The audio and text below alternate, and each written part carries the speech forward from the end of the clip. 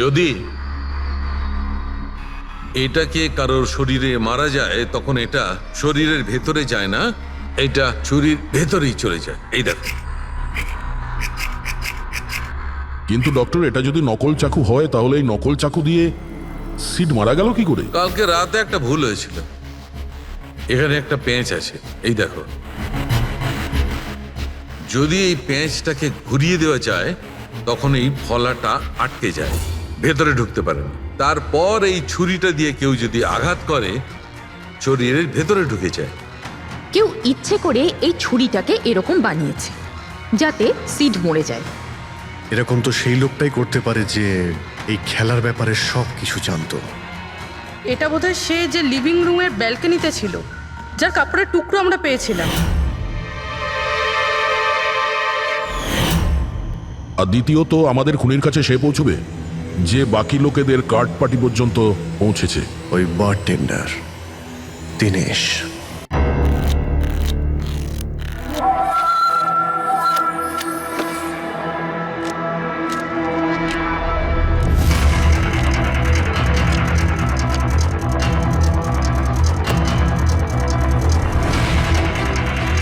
এই রইল আমার 2 লাখ টাকার চাল।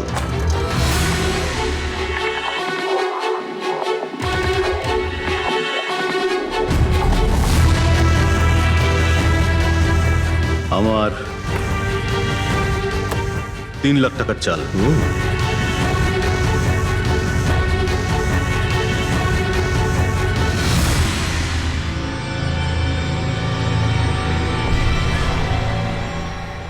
শো, মনে হচ্ছে আজকে আমার দিনটা খুব ভালো। আমাকে হারানো আজ তোমাদের পক্ষে সম্ভবই নয়। সম্ভব না, তাই না? হ্যাঁ, দাঁড়া দেখাচ্ছি।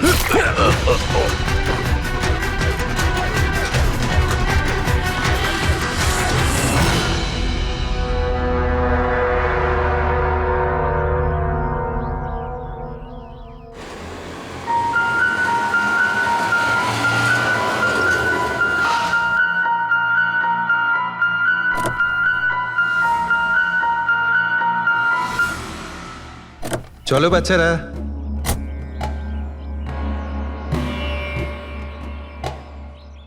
ভীষণ ক্লান্ত লাগছে, এত লম্বা ড্রাইভ। হেমন্ত, তুমি তো জানো আমরা ভ্যাকেশনে এসেছি, তাহলে কিছুদিন তুমি বিশ্রাম করে নিও। ওকে বাবা, ঠিক আছে, দরজা তো খোলো, আমি লাগেজগুলো নিয়ে আসছি। হ্যাঁ। এসো।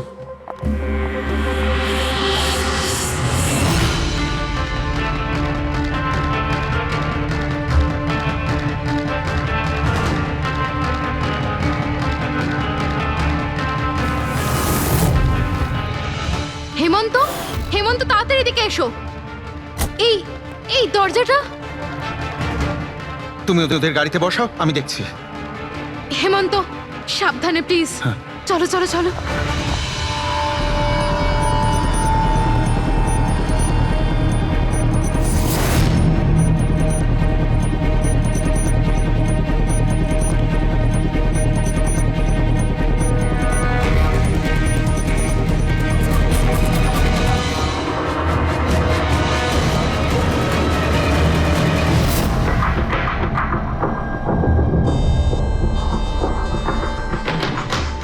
তিন চারবার আঘাত করেছে ছুরি দিয়ে। লাশ খুব একটা পুরনো নয়, মনে হচ্ছে কাল রাতে খুন হয়েছে এর। জুয়া খেলার সময় মারা গিয়েছে। এই 5টা গ্লাস পড়ে আছে এখানে, আর এই 5টা ভাগে তাস বাটা আছে। মনে হচ্ছে এছাড়া আরো 4 জন ছিল, ওদের মধ্যে কেউ একজন মেরেছে একে। বাইরে থেকেও কেউ আসতে পারে। পুরবী পঙ্কজ, একটু দেখো তো এই জালনা কিংবা দরজা ভাঙা নেই তো? মিস্টার হেমন্ত, এই লোকটা কে? না স্যার, আমি তো এনাকে আগে কখনো দেখিও নি।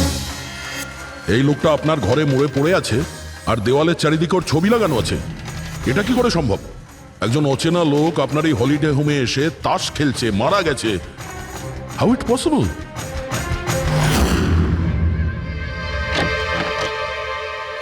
আচ্ছা, এখানে কোনো গার্ড নেই? ছিল স্যার, বহু বছর একজন গার্ড ছিল, কিন্তু ওই মাস চারেক আগে তার মৃত্যু হয়, ব্যাস তারপর থেকে আর কেউ নেই। আমি ভেবেছিলাম যে এবার একজন নতুন গার্ড রাখবো, আমায় বিশ্বাস করুন। আমি একদম সত্যি বলছি, আমি এই ভদ্রলোককে চিনিও না। উনি এখানে কি করছিলেন, ওনার ছবি এখানে কেন টাঙানো, আমি কিচ্ছু বুঝতে পারছি না।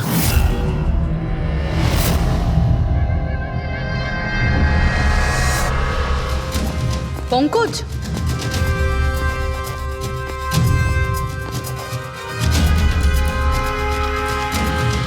স্যার স্যার, জোর করে তো কেউ ভেতরে ঢোকেনি। হ্যাঁ, পিছনের দরজায় তালা নেই কোনো, আর তার ছিটকানিটা বাইরে থেকে খোলা যায়। ওখান থেকে এসছে ওরা। আর স্যার, এই লিভিং রুমের যে জানলাটা আছে এর বাইরে একটা কাটার ঝোপ আছে। ঝোপের মধ্যে এইটা পেলাম স্যার, কাপড়ের টুকরো। মনে হচ্ছে কেউ এর উপরে নজর রাখছিল ওখান থেকে, আর তাড়াহুড়ো করে দৌড়তে গিয়ে তখন এই কাপড়ের টুকরোটা ওইখানে আটকে যায়। মৃত ব্যক্তি ছাড়া এখানে আরো 4 জন ছিল, আর একজন লোক বাইরে, সব মিলিয়ে 5 জন। তাহলে এই ক্রাইমের অন্তত 5 জন সাক্ষী আছে।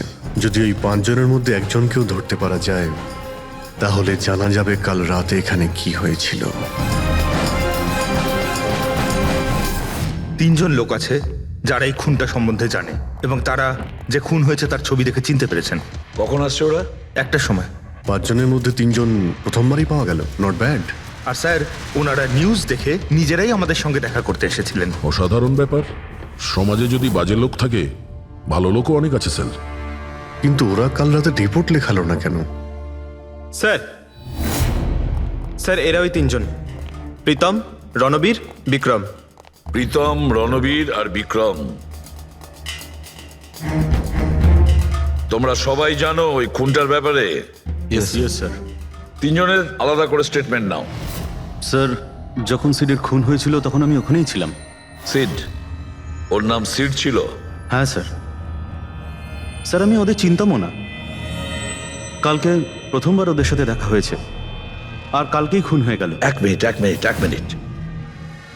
সব কিছু ঠিক মতন বলবে। স্যার, আসলে ওই যে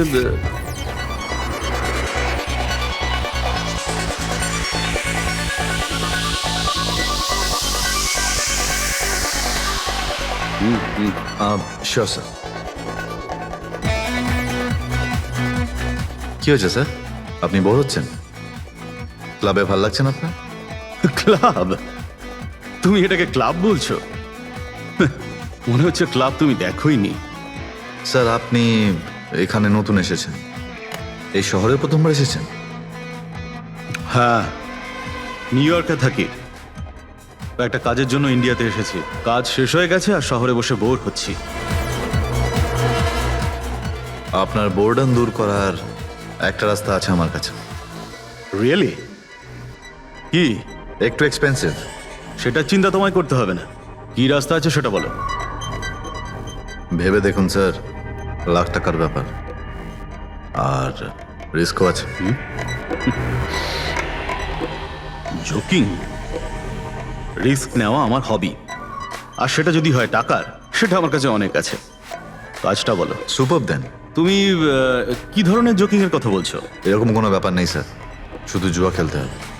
লাখ টাকা, জিতে গেলে মালামাল, আর হেরে গেলে কঙ্কাল। আর এমনিতেও আপনার টাকার তো কোনো চাপ নেই। তাহলে চলুন আমার সাথে, কাম। যাচ্ছ কোথায়? এক ভদ্রলোকের বাড়ি। ভদ্রলোকের বাড়ি? কে ভাই? ওই যে দেখতে পাচ্ছেন, ব্ল্যাক জ্যাকেট, হোয়াইট শার্ট। তাহলে ওই বারটেন্ডার তোমাকে ওর বাড়িতে নিয়ে গিয়েছিল, তারপর কি হয়েছিল? না স্যার, ও সিডের বাড়ি নিয়ে যায়নি। ও সিডের সঙ্গে পরিচয় করায়, তারপর আমরা সিডের বাংলোতে যাই।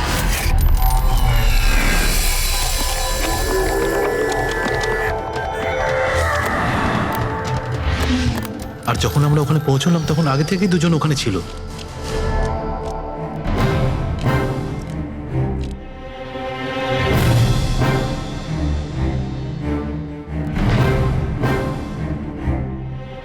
এই রইল আমার 2 লাখ টাকার চাল।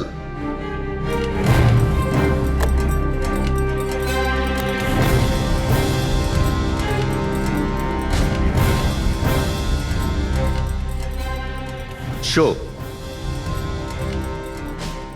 দেখা, দারুণ ব্যাপার ভাই। কি খেয়ে বসেছিস? জিতেই চলেছিস, আমাদেরও বলে দে, আমরা একটু টাকা কামাই। ভাই যদি খেলেই যেতে পারা যেত তাহলে তো কোনো কথাই ছিল না। এগুলো সব কপালের ব্যাপার, আর আজ আমার কপাল ভীষণ ভালো। সেটাই মনে হচ্ছে। তাহলে আরেকটা ডিল হয়ে যাক। যাক, এটা কি করে হতে পারে? বললাম না আমার কপাল খুব ভালো। তোর লাক আজকে ভালো না অন্য কিছু? মানে মানে এটাই যে তুই তাসের মধ্যে সেটিং করে রেখেছিস। এ নিশ্চয়ই তাসের মধ্যে কিছু গোলমাল করে রেখেছে। ভাই এর বাড়ি, হয়তো কোনো ক্যামেরাও লাগিয়ে রেখেছে, নাকি তাসে গন্ডগোল করে রেখেছে। ভেবে দেখার ব্যাপার। তোর মনে হচ্ছে আমি চিটিং করছি? অফকোর্স, নাহলে আমাদের মধ্যে কারোর হাতে ভালো তাস এলো না কেন? ওর এলো না, আমার এলো না কেন? তুই চিটিং করছিস, চিটার। এই তুই আমাকে চিটার বলছিস? হ্যাঁ, তোকে চিটার বলছি। ও, হার মেনে নিতে পারছিস না তুই, তাই তো? খোকা, এটা বড়দের গেম, বাচ্চাদের নয়। যদি এখানে জিততে হয় না, তবে কার্ডে জিততে হয়। তাহলে বেরিয়ে যায় এখান থেকে। মুখ সামলে কথা আরে, বল। কি করছিস? তুই মুখ সামলে কথা বল, এটা আমার বাড়ি, বুঝলি? বেরিয়ে যায় এখান থেকে। কি করছিস কি ভাই? আরে ওকে তাড়া কেউ এখান থেকে। তার মানে হরিশ ওখান থেকে চুপ করে বেরিয়ে গেল। হ্যাঁ স্যার, প্রথমে আমারও মনে হচ্ছিল যে ও চলে গেছে, কিন্তু ও কিচেনে গেছিল। কিচেনে? হ্যাঁ স্যার, কিচেনে। যখন ও কিচেন থেকে বেরোলো তখন ওর হাতে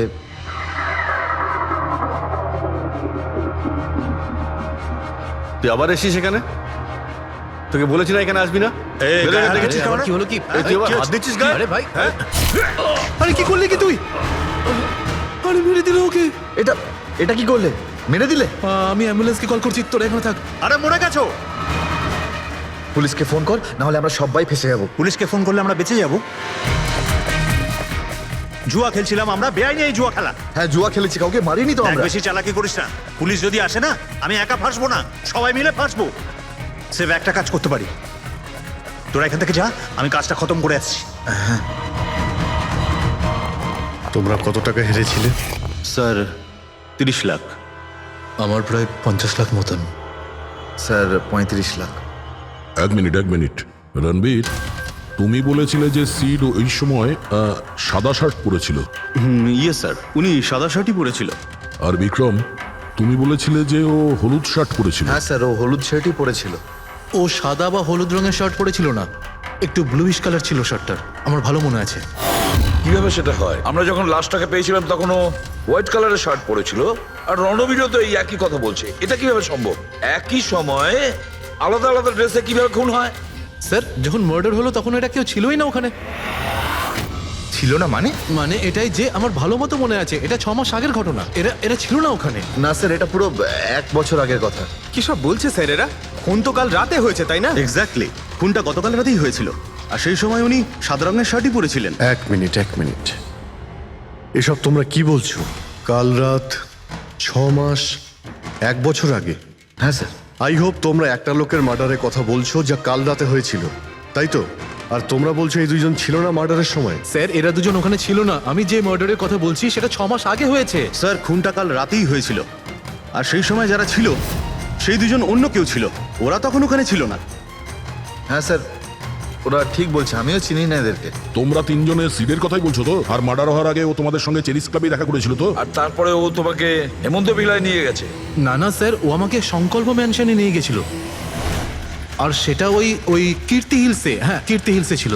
না স্যার, ও আমাকে ইয়াশ হাউসে নিয়ে গেছিল, যেটা কার্টিস রোডে রয়েছে। একটাই লোক 3 বার 3 জায়গায় 3 রকম আলাদা আলাদা জামা কাপড় পরে কি করে মরতে পারে? হ্যাঁ, সালুকে বলো। আচ্ছা, ঠিক আছে, ওকে। অজিত, সালুকে কোনো সূত্র খুঁজে পেয়েছে। তোমরা যাও, সালুকের সঙ্গে দেখা করো, আর ততক্ষণে আমি এদেরকে একটু জিজ্ঞাসাবাদ করি।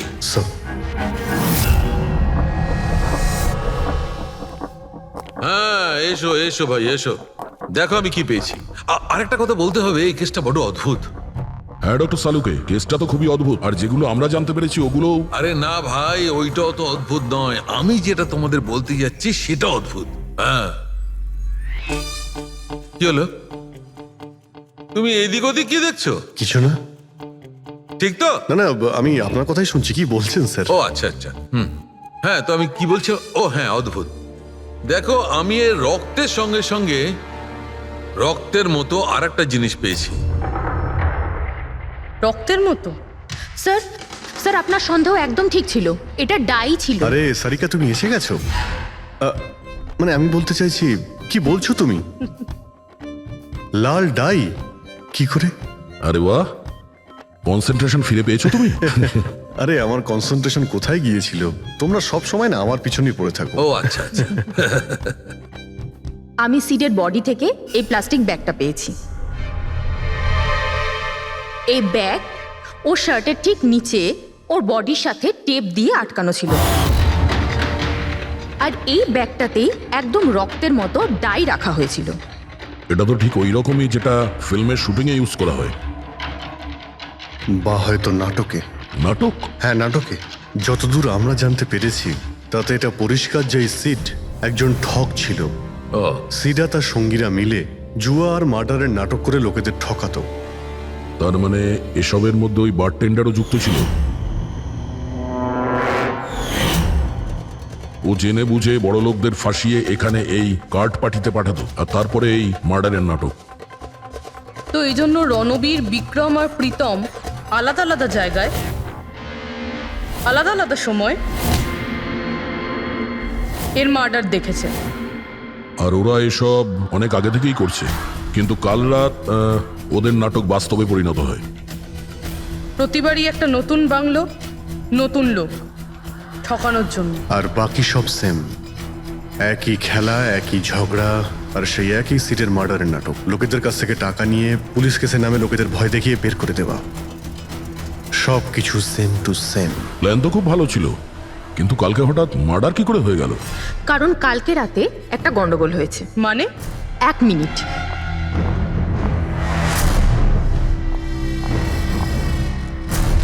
স্যার, আর এই হচ্ছে ছুরি। এই ছুরিটাও সেই রকমই নকল যেমন এই রক্তটা। যদি এটাকে কারোর শরীরে মারা যায় তখন এটা শরীরের ভেতরে যায় না, এটা ছুরির ভেতরেই চলে যায়। এই দেখো। কিন্তু ডক্টর, এটা যদি নকল চাকু হয় তাহলে এই নকল চাকু দিয়ে সিড মারা গেল কি করে? কালকে রাতে একটা ভুল হয়েছিল। এখানে একটা পেঁচ আছে, এই দেখো। যদি এই পেঁচটাকে ঘুরিয়ে দেওয়া যায় তখন এই ফলাটা আটকে যায়, ভেতরে ঢুকতে পারে না। তারপর এই ছুরিটা দিয়ে কেউ যদি আঘাত করে শরীরের ভেতরে ঢুকে যায়। কেউ ইচ্ছে করে এই ছুরিটাকে এরকম বানিয়েছে যাতে সিড মরে যায়। এরকম তো সেই লোকটাই করতে পারে যে এই খেলার ব্যাপারে সব কিছু জানতো। এটা বোধহয় সে যে লিভিং রুমের ব্যালকনিতে ছিল, যার কাপড়ের টুকরো আমরা পেয়েছিলাম।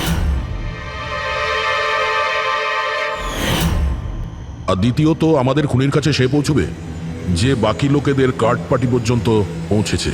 ওই bartender Dinesh. Excuse me? I am sorry sir, এখনো ক্লাব ওপেন হতে বেশ কিছুটা সময় বাকি আছে। Sorry sir. আমরা একটা কেসের ব্যাপারে এখানে এসেছি, আমরা সিআইডি থেকে। সিআইডি? হ্যাঁ বলুন স্যার, আমি কি করতে পারি আপনার জন্য? স্টাফেদের সঙ্গে কিছু কথা আছে। স্টাফেরা এখানে আছে? এখন সবাই তো এখানে নেই, কিছু লোক আছে যারা লকার রুমে ইউনিফর্ম চেঞ্জ করছে। আপনাদের একজন বারটেন্ডার দিনেশ, সে কোথায়? ম্যাম, কাল থেকে ও কাজে আসেনি, জানি না না বলে কোথায় গেছে। আচ্ছা স্যার, ব্যাপারটা কি? ও কিছু ঘটিয়েছে নাকি? করেছে কি করেনি সেটা পরে আপনি জানতে পারবেন। আপাতত আপনি ওর অ্যাড্রেস দিন আমাদের। স্যার, ও এখানে যে অ্যাড্রেস দিয়েছিল সেটা ভুল অ্যাড্রেস। অ্যাকচুয়ালি ও যখন উধাও হয়ে গিয়েছিল এখানে অ্যাড্রেস বুক থেকে ওর সব ডিটেলস বার করেছিলাম আমি, কিন্তু তারপর দেখলাম যে অ্যাড্রেসটা ভুল। আপনি চাইলে আমি আপনাকে অ্যাড্রেসটা দিতে পারি, কিন্তু আমার মনে হয় না আপনি ওকে ওখানে খুঁজে পাবেন। আপনি যখন কাউকে কাজে রাখেন তখন তাদের ডিটেলস নিয়ে রাখেন না? আপনি কি জানেন আপনার এই বারকে সামনে রেখে ও লোককে ঠকাতো? হোয়াট? আর আমরা এখন ওকে একটা খুনের ব্যাপারে খুঁজছি। Murder? I am sorry ma'am, আমি সত্যি জানতাম না। সেই জন্যই আগে থেকে ভালো করে খোঁজ নিতে হয়। রুলসগুলো আপনার ভালো করে ফলো করা উচিত ছিল। আগে থেকে এগুলো করলে আজকে এরকম প্রবলেম হতো না। I am sorry sir. আচ্ছা, এই দিনের সম্পর্কে আর কি বলতে পারো? কিছু জানো ওর সম্পর্কে? না স্যার, তেমন বিশেষ কিছু নয়, কারণ ও খুব কম কথা বলতো, বেশিরভাগ চুপ করেই থাকতো। সেই জন্য ওর বন্ধু কম ছিল, শুধু এক মেয়ে ছাড়া, মানসী। ও এখানে ওয়েট্রেসের কাজ করে। ওদের মধ্যে ভালো ভাব ছিল, যদিও ওরা দুজনে কোনোদিন এটা প্রকাশ করেনি, কিন্তু আমার মনে হয় যে ওদের মধ্যে প্রেমের সম্পর্ক ছিল। তো আপনি মানসীকে জিজ্ঞেস করেননি কি ছিল ওদের মধ্যে? জিজ্ঞেস করেছিলাম ওকে, কিন্তু ও নিজেও জানে না। কোনো ব্যাপার না, মানুষকে একবার ডাকুন তো। ঠিক আছে স্যার। স্যার, মানসী। মানসী দীনেশ তোমার বন্ধু ছিল? ছিল মানে? ও ঠিক আছে তো? দেখো, একটা খুন হয়েছে, আমরা সন্দেহ করছি দীনেশ ওটাতে ইনভলভ আছে। আমরা ওকে খুঁজছি। তুমি জানো কোথায় আছে ও? আমি নিজেই অনেক টেনশনে আছি, ওর ফোনও লাগছে না। আর ও এখানে যে অ্যাড্রেসটা দিয়েছিল সেটাও নকল। আর আপনারা বলছেন যে ও কোনো মার্ডারের সাথে যুক্ত? আচ্ছা, আপনি তো ওকে খুব ভালো করেই জানতেন না? হ্যাঁ স্যার, আমরা একে অপরকে ভালোবাসতাম আর আমরা বিয়েও করতে চলেছিলাম। সেই জন্য ও কিছু টাকা জোগাড় করতে চাইছিল। আচ্ছা, ও এই টাকাটা ক্লাবের চাকরি থেকে জমাচ্ছিল নাকি অন্য কোনো সাইড বিজনেস ছিল ওর? চাকরি ছাড়া ও শেয়ার বিজনেসে ওর টাকা লাগিয়েছিল। আর আমাকে বলতো যে ও অনেক টাকা রোজগার করছে, আমাকে দামি দামি গিফট দিত আর দামি দামি রেস্টুরেন্টও নিয়ে যেত। তো ও তোমায় ওর ঠকানোর বিজনেসের ব্যাপারে কিছুই বলেনি? ওর কোনো ছবি আছে তোমার কাছে? হ্যাঁ আছে।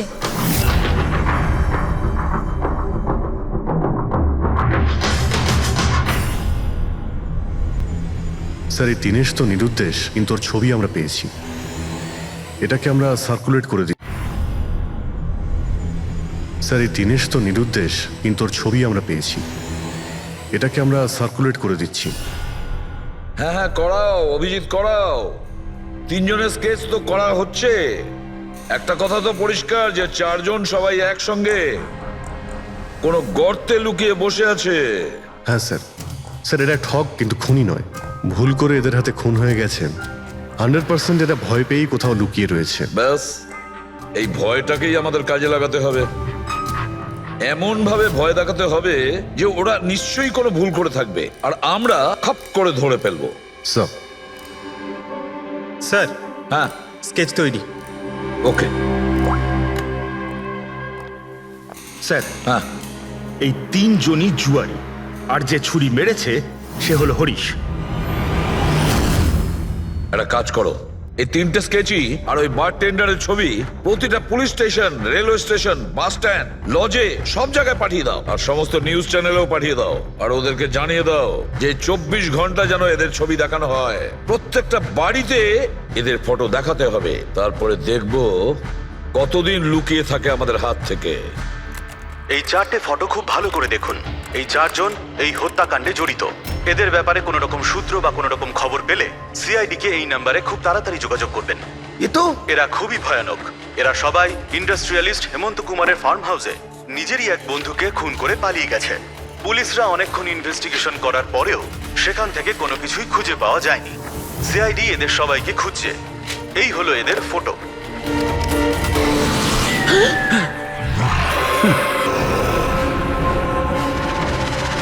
ভাই শোন না, ম্যাচটা চালু কর না, ম্যাচ হচ্ছে। এরা সবাই ইন্ডাস্ট্রিয়ালিস্ট হেমন্ত কুমারের ফার্ম হাউসে নিজেরই এক বন্ধুকে খুন করে পালিয়ে গেছে। সিআইডি এদের সবাইকে খুঁজছে। এই হলো এদের ফটো। দেখলি তুই, এরা তো সবকিছু জেনে ফেলেছে। ভাই ছবি টবি সব দেখাচ্ছে, সমস্ত ডিটেলস দেখাচ্ছে। বাজেভাবে ফেসে যাবো ভাই এসবে। হাসবো তো বটেই। আমি তোদের আগেই বলেছিলাম যে চল পালিয়ে যাই, কিন্তু তোরা তো শুনলেই না। এবার এবার পুলিশ আসবে, সব জায়গায় খোঁজ করবে, আর তখন আরে এখনো অনেক সময় আছে। চল পালাই, এই ব্যাগ তোলা, সবাই মিলে পালাই, চল।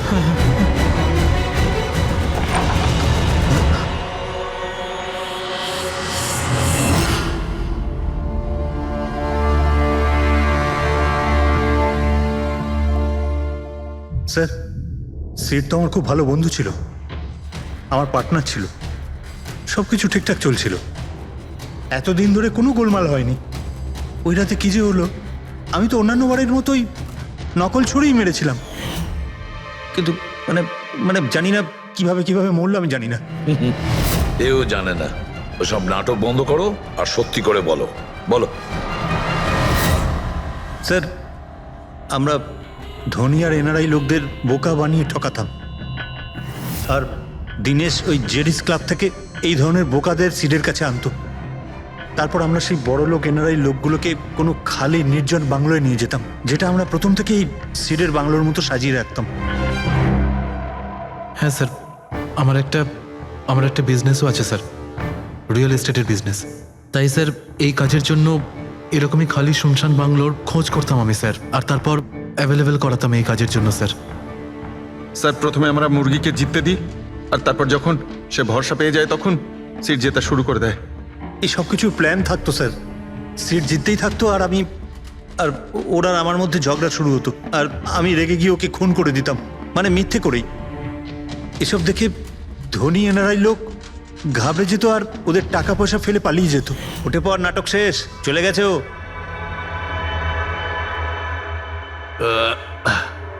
ঠিক গেছে তো রে? হ্যাঁ গেছে। উফ, আরে লেগে যাবে পাগল।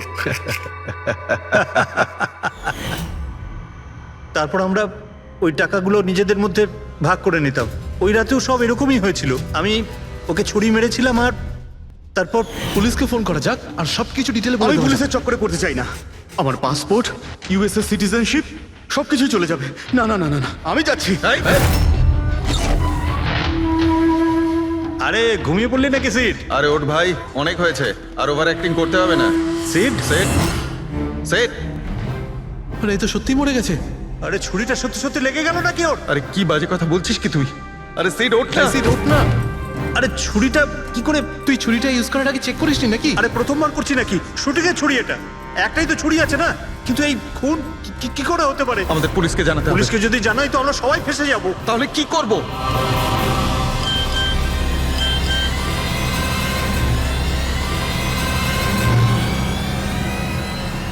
তোর খেলাটা ভেস্তে গেছে ভাই। কি? এই এই এটা দেখ, এই দেখ ফটো আছে। আরে আমি এই ফটোগুলো এখনই পাঠাচ্ছি পুলিশের কাছে অ্যাড্রেস সহ। ওরা এক্ষুনি ওখানে এসে পড়বে। তোর খুব শখ হয়েছিল না খেলার? এবার দেখি পুলিশের সাথে কেমন লুকোচুরি খেলিস। তুমি বলছো যে তোমরা ওখানে টাকা ফেলে পালিয়ে গিয়েছিলে? হ্যাঁ স্যার, পুরো 90 লাখ টাকা ছিল স্যার। আমরা সব ফেলে পালিয়েছিলাম। কিন্তু আমরা তো ওখানে কোনো টাকা পাইনি। আমি কিছু জানি না ম্যাম, ওই টাকাটা কোথায় গেছে, ওই নকল ছুরিটাই বা আসল কি করে হয়ে গেল, সিডের খুন কি করে হয়ে গেল, আমি কিচ্ছু জানি না ম্যাম। কেউ তোমাদের জালে তোমাদেরই ফাঁসি দিয়েছে, বুঝেছো? দেখো, এমন কেউ আছে যে তোমাদের এই খেলার ব্যাপারে সব কিছুই জানতো। ওই ছুরিটা নিয়ে কোনো গন্ডগোল করেছিল আর তাতেই সিট মারা যায়। আর ওই দিনেশ, ও কোথায়? সিড মারা যাওয়ার পর আমি দিনেশকে ফোন করেছিলাম। আমার কথা শুনে ও খুব ঘাবড়ে গেছিল, বলল কি যে ওই শহর ছেড়ে চলে যাবে। দিনেশ তো তখন থেকেই উধাও। তাহলে কি পুরো প্ল্যানটা আবার দিনেশ করেনি তো? ওখানে রণবীরকে পাঠায় আর হরিশের ছুরিটাই চেঞ্জ করে দেয়, আর তারপরে দিনেশ ব্যালকনিতে লুকিয়ে পড়ে। আর ওখান থেকে দিনেশ ফটো তুলেছে স্যার, আর হরিশকে পাঠিয়েছে, আর তারপর বলেছে যে পুলিশ আসছে, তাই এরা সব ভয় পালিয়ে গেছে। 90 লক্ষ টাকা ছেড়ে পালিয়ে গেছে। তার মানে দিনেশ আমাদের সাথে বেইমানি করেছে? বাহ, সবাইকে ঠকায় যে লোক, যখন তাদের সাথে এরকম হলো খারাপ লাগছে।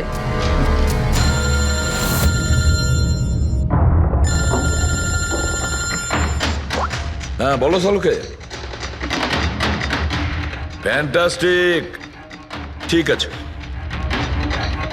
সালুকে বললো যে প্রমাণ পাওয়া গেছে, যে জিনিস দুটো আমরা দিনেশের কথায় আমরা পাঠিয়েছি। ওর ইউনিফর্ম আর জিম ব্যাগ। হ্যাঁ দা, যে কাপড়ের টুকরো আমরা ব্যালকনি থেকে পাই, ওই টুকরোর সঙ্গে এই দিনেশের ইউনিফর্মের কাপড় ম্যাচ করছে। স্যার তার মানে খুনি দিনেশ?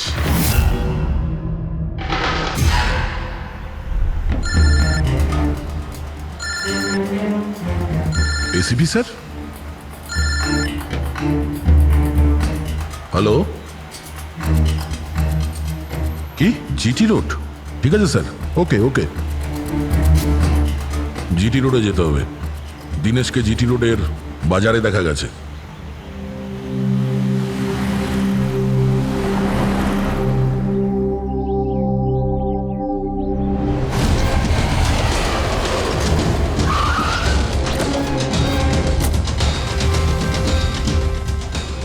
ভাই, এই লোকটাকে দেখেছো এখানে?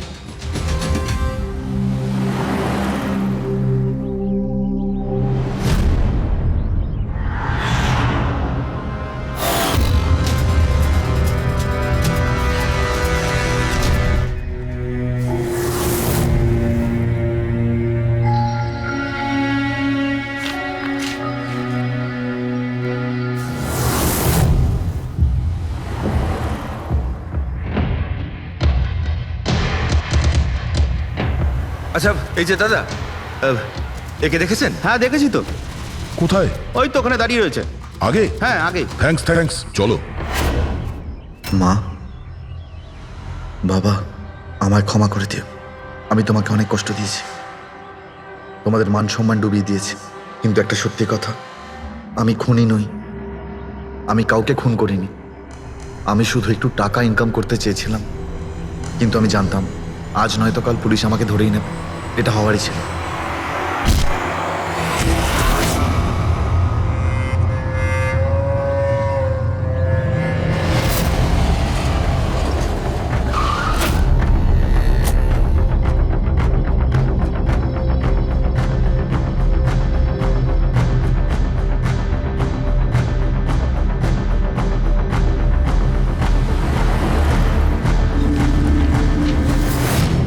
ক্ষমা করে দাও, এই বদনাম নিয়ে বেঁচে থাকার থেকে মরে যাওয়া ভালো। স্যার, আমরা সিসিটিভি ফুটেজ চেক করে দেখেছি। ওকে দেখে ওখানে ডিপ্রেসড মনে হচ্ছিল। স্যার, মনে তো হচ্ছে না কেউ ওকে ফোর্স করেছিল, ও নিজের ইচ্ছেতেই মারা গিয়েছে। সুইসাইড নোট পড়ে তো মনে হচ্ছে স্যার ও এই কাজের ব্যাপারে খুব লজ্জিত ছিল। ও এ ব্যাপারে জড়িত তো ছিল, কিন্তু সিটকেও মারেনি। স্যার, দীনেশ নয় তো আর কে হতে পারে? এদের এইসব খেলার ব্যাপারে আর তো কেউ জানতোই না। এরকম ব্যাপার নয় তো যে এরা যাদেরকে ঠকিয়েছিল ওদের মধ্যে কেউ এদের থেকে প্রতিশোধ নিচ্ছে? হতে পারে। একটা কাজ করি, আমরা বোর্ডের ওপর পুরো সাসপেক্টদের নাম লিখি, ওদের ফটোগুলো ওই সাসপেক্ট মানে ওই এনআরআই যাকে হরিশ আর তার দুই বন্ধু মিলে ঠকিয়েছে,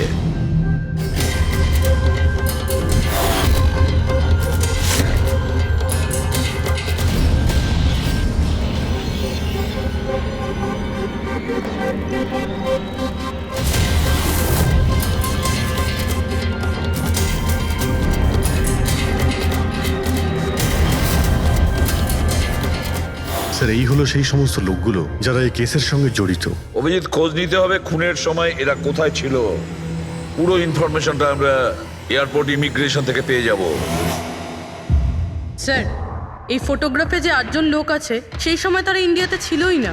ইনফ্যাক্ট বেশিরভাগ লোকই এই ঘটনার পরে ইন্ডিয়াতে ফেরেইনি। শুধু এই 4 জন ছাড়া এই 3 জন সাক্ষী, বিক্রম, রণবীর, প্রীতম আর মিস্টার রানা। স্যার, এক্ষুনি আমি মিস্টার রানার বাড়িতে ফোন করেছিলাম, ওনার ওয়াইফ ধরেছিলেন। বললেন যে 3 বছর আগে উনি মারা গেছেন, আর 3 বছর আগে এরা ওনাকে ঠকিয়েছিল। উনি এই গিল্ট ফিলেই ভুগতেন যে ওনার সামনে কেউ খুন হয়ে গেছিল আর উনি কিচ্ছু করতে পারেননি, যার জন্য উনি নেশার কবলে পড়েন। আর তাহলে বাকি থাকলো 3 জন সাসপেক্ট, প্রীতম, রণবীর আর বিক্রম। প্রীতম আর বিক্রম এরা তো দেশের মধ্যেই ছিল, কিন্তু এই শহরে ছিল না। এবার এই রণবীরই শুধু বাকি থাকলো। রণবীর তো নিজেই ওখানে ছিল, ওই ফটোতেও ছবি আছে। হ্যাঁ স্যার, ও একই সাথে ব্যালকনি আর হল তাতে থাকতে পারে না, এটা অন্য কেউই হবে। তাহলে কে হতে পারে এই খুনি? পঙ্কজ, মিস্টার রানা 3 বছর আগে মারা গেছেন, ওনার পুরো ডিটেলসটা আমার চাই। স্যার,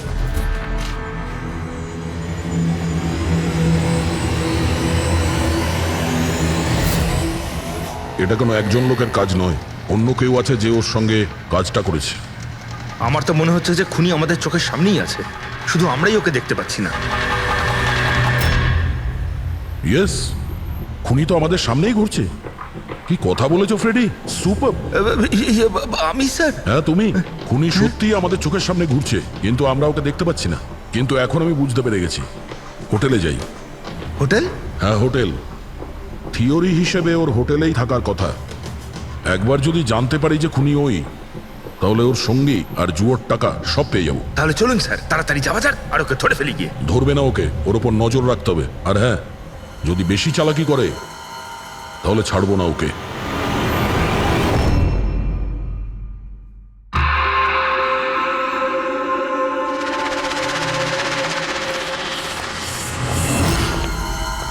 এক্সকিউজ মি, হ্যাঁ স্যার, আমি আপনার ফোন থেকে একটা ফোন করতে চাই। করুন স্যার। ওয়েল, আমার একটু প্রাইভেট কথা ছিল আর কি। এছাড়া কি আপনার কাছে অন্য কোনো ফোন আছে? স্যার ওইটাই চলে যান, ওটা থেকে কথা বলে নিন। Thank you. Thank you.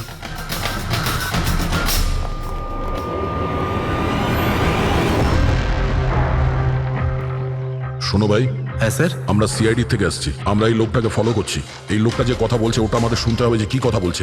Sir ওই ফোনটা এই ফোনটার সাথে কানেক্টেড। আমার মনে হচ্ছে সিআইডি কিছুই জানতে পারেনি। প্ল্যানটা সাকসেসফুল।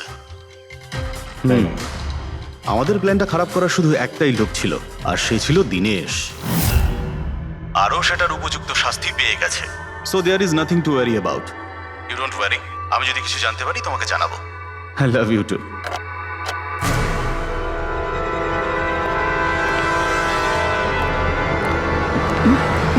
এই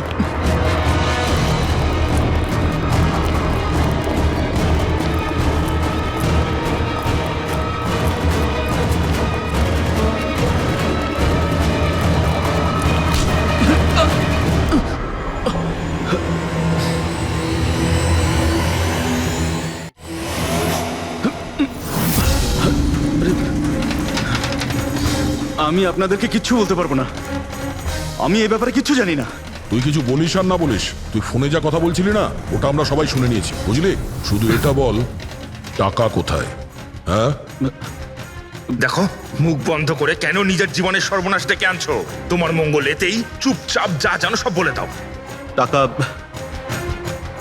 টাকাটা ওর কাছে রয়েছে।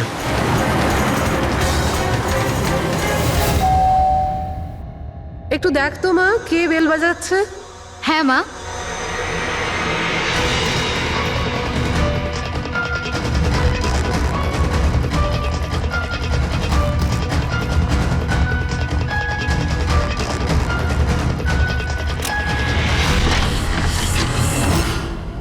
হাই, চিনতে পেরেছো? স্যার, মানসী। অ্যাকচুয়ালি আমরা আপনার বাড়ির তল্লাশি নিতে চাই। Search warrant. কি ব্যাপার? আপনারা কারা? সিআইডি।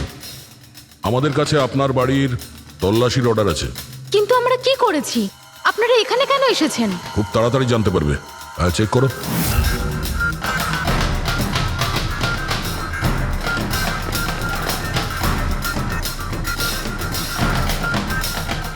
দয়া স্যার।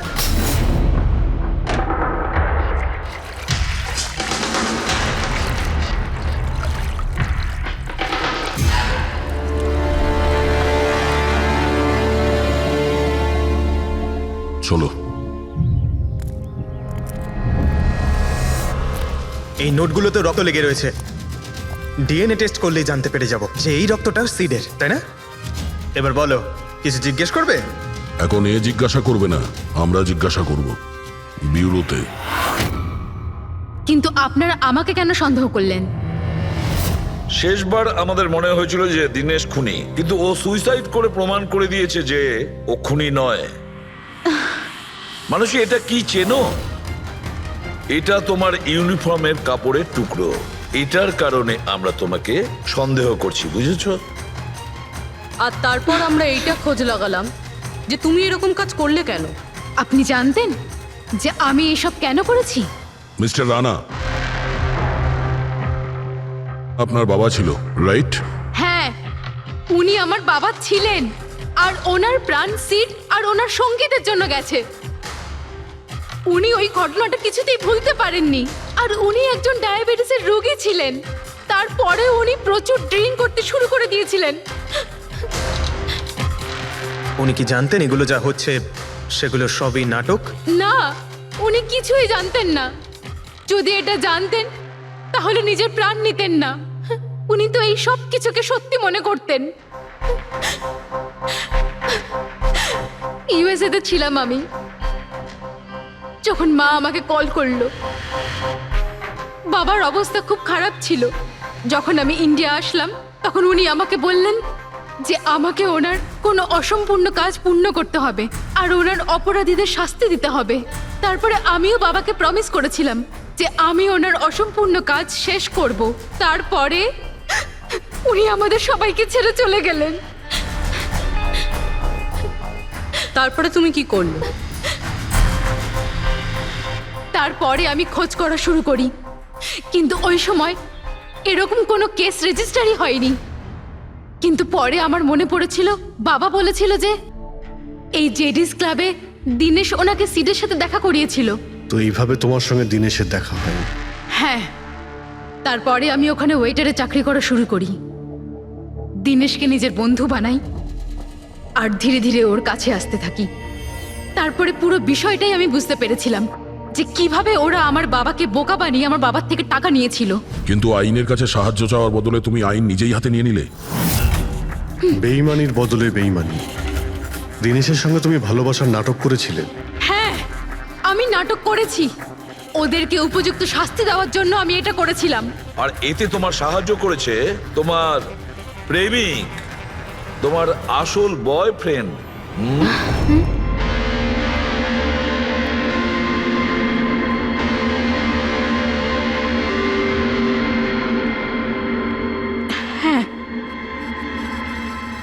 আমরা দুজনে মিলে প্ল্যান করেছিলাম। রণবীর ওই রাতে জেনে বুঝে বোকা হয়েছিল। আর ওই ছুরিটাকে খারাপ করেছিল। যদি এই পেঁচটাকে ঘুরিয়ে দেওয়া যায় তখন এই ফলাটা আটকে যায়। ওই ছুরিটাকে আমি খারাপ করেছিলাম, আর ব্যালকনি থেকে লুকিয়ে ফটো আমিই নিয়েছিলাম। তারপরে আমি ওই ফটো হরিশকে পাঠিয়েছিলাম আর ওদেরকে ওখান থেকে তাড়িয়ে দিলাম, আর আমি টাকাগুলো নিয়ে ওখান থেকে বেরিয়ে পড়লাম। আমি আমার বাবাকে দেওয়া প্রমিস পূরণ করেছি। ওই টাকাটা আমার বাবার ছিল, আমি ওনার প্রতি ন্যায় করেছি। ভুল। ওই ন্যায় বিচার করা তোমার কাজ নয়, সেটা করবে আদালত। তুমি আইন নিজের হাতে নিয়েছিলে আর একটা খুব মস্ত বড় অপরাধ করেছো। আইন তোমাকে কঠোর থেকে কঠোরতম শাস্তি দেবে, তোমাদের দুজনকে কঠোর শাস্তি দেবে।